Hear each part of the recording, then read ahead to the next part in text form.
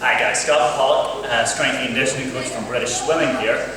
We are currently on a training camp at the Loughborough National Training Centre in Mallorca, and as it's just the start of a new Olympic cycle, I wanted to try and put together a couple of quick videos for you guys explaining how we can take some young swimmers who are just starting their gym work and teaching them some of the basic exercises which hopefully transfer over to their swimming performance.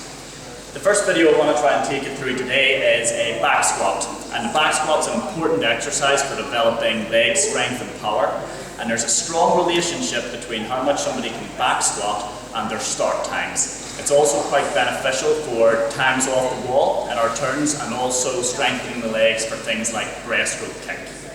So what we're going to do now is I'm going to talk through some of the exercises we can do with some swimmers who are new in the gym, some of the progressions that we take them through in order to get them to the point where they can do a back squat technically well.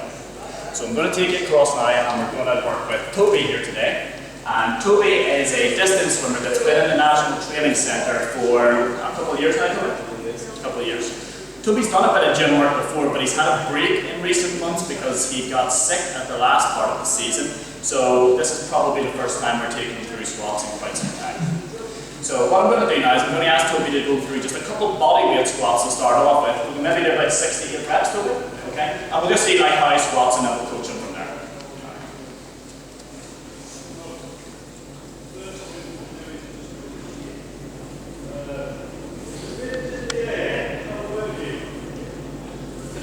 Can you pause on the last one for me, just at the bottom? Cool. Now one of the things that we can see with Toby here is that he's probably not getting as low on his squats as we would like him to. Okay? So you can see here that his hip angle is still a little bit higher than his knee. And ideally we'd like him to get a little bit more than that. Go ahead and stand up for me there, Toby. So when we think about the position that people need to get into on the blocks, they're typically going to be quite crouched over, and that lead thigh is going to be quite close into his chest. That means that's a big hip angle that we have to try and create. And that's the angle that we want to try and get Toby stronger through, because that will then carry over better into his start performance. So first thing we need to try and do is try and get Toby went a little bit lower on his squats. So what I'm going to ask Toby to do now is to take his feet just a little bit wider than what they are, but most importantly, I'm going to ask Toby to try and jam his knees out really wide. It doesn't mean his feet have to be really wide, but I'm going to ask him to jam his knees out wide. And what that will do is free up space in the front of his hip, so that his femur can glide out a little bit wider, and hopefully allow him to get a little bit more depth. So do you want to try that for me, Toby? Okay. Okay, same thing then, nice and slow. 3 or 4 reps for me, please. Okay, that's better. So you can still get a little bit lower for me, please, man. There you are. One more, and we'll pause at the bottom. There you go. Now what we can see here now is we've got Toby's hip a lot lower than his knee, and this is closer to the kind of hip angle we want Toby to get into whenever he's on the block. So now we can start to strengthen him through a more appropriate range of motion.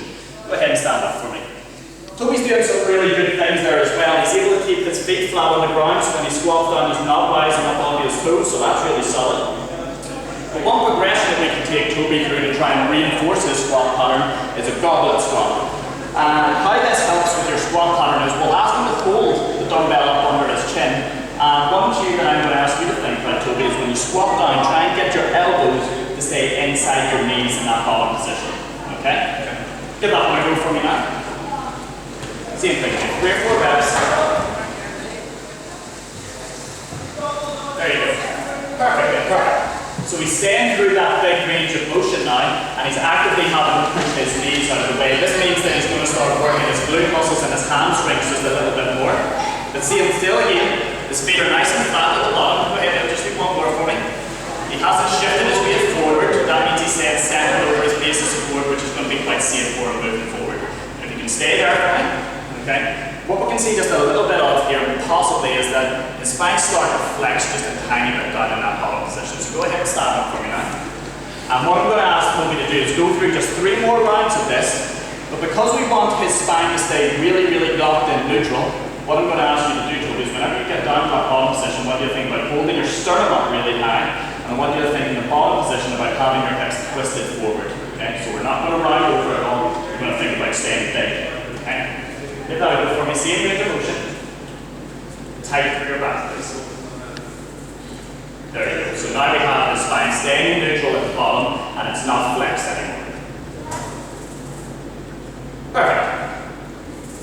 So once I've taken Toby through some of these body weight squats, and he's done a few goblet ones, you can relax there, he can effectively squat. Okay? Now, in order to make Toby's legs a whole lot stronger and a whole lot more powerful, he has to learn to then straighten under resistance.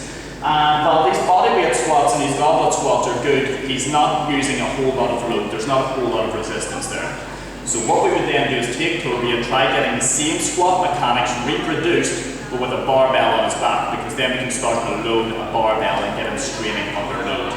So what I'm going to ask Toby to do now is jump in under this barbell and try and execute the exact same squat pattern, just this time going through a back squat. Okay, so that's just bar on your back, Toby, and then overhand grip.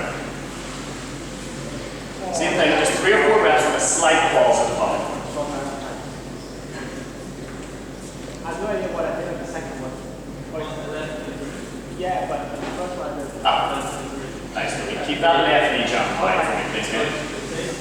Yeah, but it's so much slower. Yeah. Good. We'll do one last one with the pause, like keep the knees wide. Perfect, Toby. Thanks very much, mate.